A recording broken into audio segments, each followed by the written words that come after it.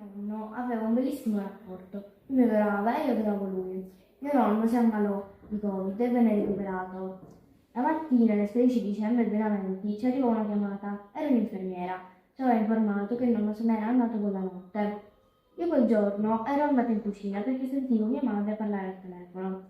Entrando in cucina, vidi mio padre e mia madre piangere. Chiese a mio padre cosa fosse successo e mi disse che non era volato in cielo. Noi, siccome eravamo ammalati, non siamo potuti andare al suo funerale.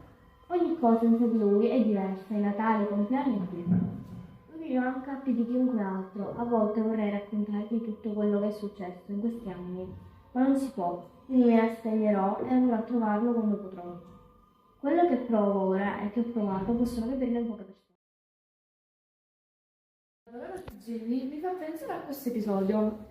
Ogni anno, a dicembre, io e i miei cugini facciamo l'albero di Natale nella nostra scala e ogni volta, visto che ci sono le palline che si rompono e i nastri brillantinati, per terra si combina sempre una confusione pazzesca e dobbiamo sempre sistemare tutto.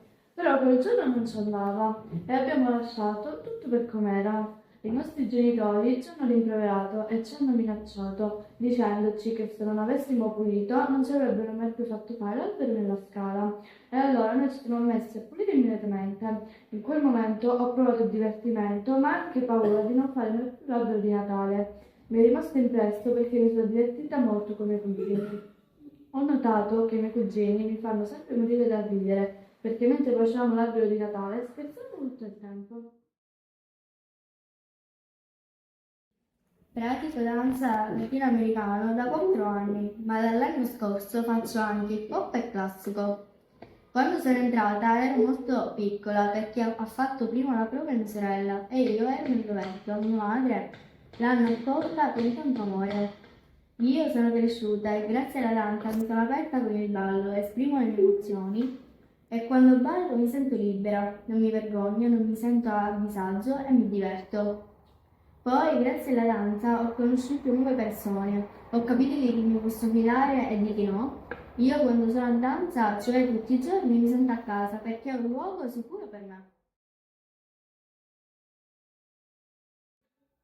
Io non parlo mai dei miei nonni, perché è una cosa che mi tocca molto e quando ci penso, molte volte mi scende la lacrimuccia.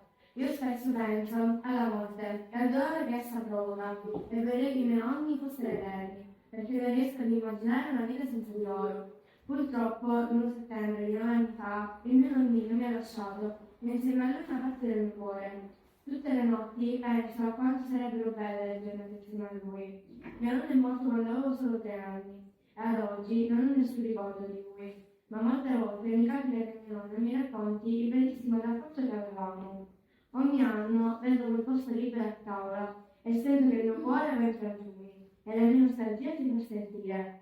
Io però mi ritengo fortunata perché ancora con me ci sono le mie nonne e il mio nonnino che non mi fanno mancare mai nulla. L'anno scorso mio nonno ha scoperto di avere un tumore e ho avuto molta paura di perderlo e ho ripensato tutte le volte che gli ho risposto male, senza un motivo preciso. Il fatto è che ci rendiamo conto di tenere realmente a qualcuno solo quando non c'è più. Fortunatamente il mio nonnino è forte come un leone e adesso è qui con me.